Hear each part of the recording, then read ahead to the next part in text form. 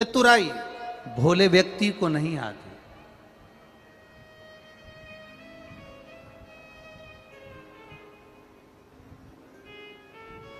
चतुराई मेरे महादेव को भी नहीं आती। भस्मासुर ने वर मांगा, ऐसा वर दे दो मैं जिस पर हाथ रखूं वही भस्म हो जाए। अगर चतुराई आती तो भस्म होने का आशीर्वाद देते क्या? नहीं। भोले थे, चतुराई नहीं आती। समझदारी थी मेरे भोलेनाथ में, पर उन्होंने वर दे दिया तू जिस पर हाथ रखे वही भस्म। चतुराई थी उस भस्मासुर में जो शिवजी पर ही हाथ रखने चला गया। चतुराई थी भस्मासुर में तो वो शिवजी पर हाथ रखने चला गया।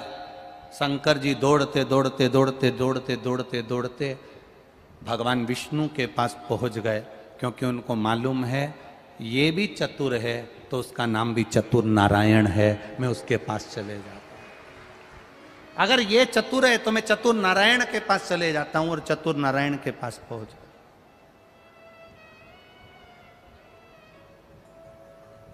भोले को भोला मिलता है, समझदार को समझदार मिलता है, और चतुर को जम के बोलो चतुर मिलता है। आप अगर आज किसी को धोखा देकर 2 रुपए ज्यादा कमा भी लोगे ना कोई तुमको ऐसा चतुर मिलेगा, तुमने उसको धोखा दिया, वो तुम्हें धोखा देकर तुमने 2 रुपए उससे ज्यादा लिए, वो तुमसे 10 रुपए लेकर जाएगा। चतुर को चतुर मिलता। और भस्मासुर जैसे चतुर को चतुर नारायण मिले। क्या करा उन्होंने?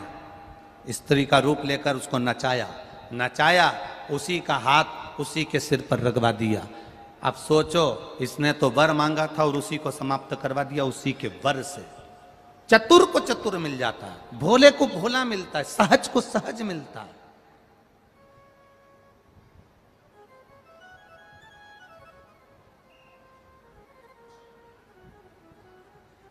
जिनको लगता है मेरी शादी होगी तो ना जाने सास कैसी मिलेगी,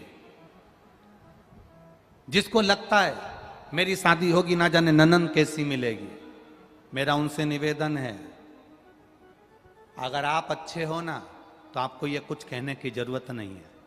आप सरल हो ना, आप अच्छे हो ना, तो दुनिया में सब तुमको अच्छे मिलेंगे। जब हम बुरे होंगे तो दुनिया में सब बुरे मिलेंगे। एक नई लड़की शादी कर ससुराल में गई। ससुराल में जाने के बाद उसने सहेलियों ने कह दिया था सास बड़ी बुरी होती है, ननन बड़ी बुरी होती है, इसका काम केवल चोटाई करना और चुगली करना होता है। ननंद का काम केवल चुगली करने का है, देवर का काम केवल घर में बैठ के खाने का है, बहू का काम पूरे जिंदगी भर पिसाने का है। ये सहेलियों ने दिमाग में भर दिया, किटी पार्टी में जाकर भर दिया दिमाग में। तेरी सास बुरी, ससुर बुरा, जेठ बुरा, देवरानी बुरी, जेठानी बुरी, ननन बुरी। लड़की शादी कर जैसे ही ससुराल पहुंची उसके दिमाग में फंसा हुआ था सास बुरी होती है। सास ने उसको कहा बेटा सुनो, हाथ में बहुत सारी सोने की चूड़ियां हैं, मेहमानों ने दी, हमने दी, तुम्हारी मम्मी ने पापा ने दी, तुम एक काम करो, काम करोगी, आटा वगैरह उसनोगी, करोगी, हाथ की चूड़ियां थोड़ी सी उतार कर रख दो, लाओ मैं संभाल के रख देती हूं, लाओ मैं संभाल के रख देती हूं। सास ने भला सोचा, इसको लगा सास तो लोभी है, मेरे हाथ की चूड़ियां ले रही है। बेटा अलमारी में साड़ियां ज्यादा हैं, मैं ननन को भेज देती हूं तुम्हारी, उसको दे देना, वो दूसरी अलमारी में रख देगी। इसको लगा ननन चोर है, चुगलखोर है। ससुर ने शाम को कहा बेटा कल तुमने भिंडी की सब्जी बना ली थी, आज तुम टमाटर की सब्जी बना लेना। इसको लगा ससुर बड़ा लोभी है। हर व्यक्ति में इसको दोष नजर आया, क्योंकि इसकी बुद्धि में पहले से ही दोष भरा हुआ था, और इसका इसने अपना रंग ढंग दिखाना चालू करा, कहीं सास को कुछ बोले, कहीं ननन को कुछ बोले, कहीं देवर को बोले, कहीं जेठ को बोले, कहीं ससुर को बोले। सब इससे बात करना बंद कर दिए, दूर हो गए। अभी शादी करी, 15-20 दिन हुए, ये बहू ऐसा क्यों कर रही है, आखिर इसको क्या पड़ गया ऐसा, समझा रहे हैं, समझ नहीं रही। ये विदा लेकर अपने पिताजी के घर गई। माँ ने पूछा, बेटा तेरे ससुराल वाले मिले होंगे, कैसे लगे सब? बेटी ने कह दिया, सास नंबर 1 की बेकार, ससुर लोभी, ननन चुगलखोर, देवर मक्कार बैठे बैठे खाता है, जेठ और बुरा, जेठानी सबसे गंदी, और मेरा पति वो तो राक्षस है।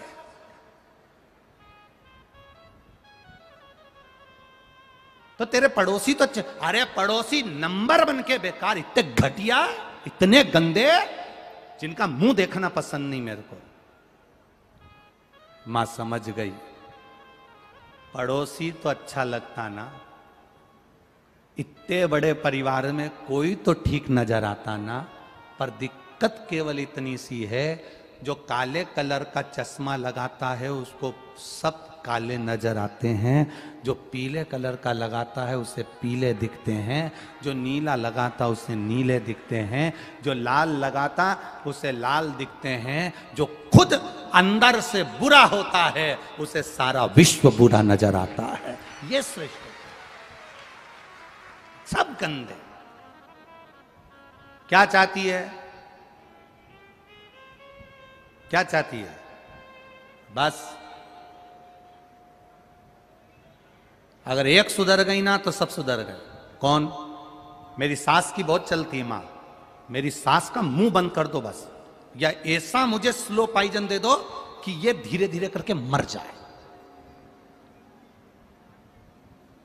सास, इसकी मां जो थी, उसने अपने पति से कहा, जो डॉक्टर था, तुम्हारी बेटी को स्लो पॉइजन चाहिए सास के लिए। डॉक्टर कभी किसी को मारना नहीं चाहता, जब तक दम लगती है उसको बचाने का प्रयास करता है। जब तक उसमें श्वास है तब तक डॉक्टर भी आस देते रहता है कि बच सकता है, बच सकता है। डॉक्टर ने अपनी पत्नी से कहा, ये पुड़िया ले जाओ, बेटी को दे दो, बेटी से कहना रोज थोड़ा थोड़ा चाय में डाल देना, पर बेटी से कहना अब सास 1.5 महीने में मर जाएगी तो 1.5 महीने में उससे झगड़ा मत करना, अब मरने तो वाली है ना तो उससे प्रेम करना, जो बन सकता वो बोले भी तो तू चुप रह लेना, वो आड़ा टेढ़ा कहे तू मौन रहना, ठीक है, थोड़ा थोड़ा सा डालना, सास मर जाएगी। बहू फिर पहुंची ससुराल, चाय बनाती, उसमें थोड़ी सी डाल देती, डालती, सास को दियाती, सास कुछ भी बोलती बहू सुन लेती। सास को अच्छा लगा कि अपने माँ के घर गई थी तो माँ ने कुछ सिखा दिया, सुधर गई, अच्छी हो गई। आज सास ने कहा चल मैं तुझे बाजार ले चलती हूँ, तेरे पाँव की चप्पल बेकार हो रही है, दिला लाती हूँ। चप्पल दिलाने गई तो सूट भी दिला लाई, कपड़े भी दिला लाई। उसने कहा माँ मेरे हाथ की अंगूठी खराब हो गई, माँ ने उसको तोड़वा के दूसरी बड़ी सारी बनवा दी, चल। सास बहू में 15 दिन में इतना प्रेम हो गया, इतना प्रेम हो गया, इतना प्रेम हो गया। बेटी दौड़कर अपनी माँ के पास वापिस मायके जाकर कहती है, माँ पिताजी से कह दो मैं अपनी सास को मरता हुआ नहीं देखना चाहती, उसको वापिस जिंदा कर दे। हम सुधर गए, हम अपने आप को संवार लें। ना सास बुरी होती है ना बहू बुरी होती है, बुरा समय होता है, वक्त होता है, उस समय को थोड़ा सा टाल दीजिए, अपने आप आपकी जिंदगी संवर जाएगी, अपने आप आपका जीवन संवर जाएगा।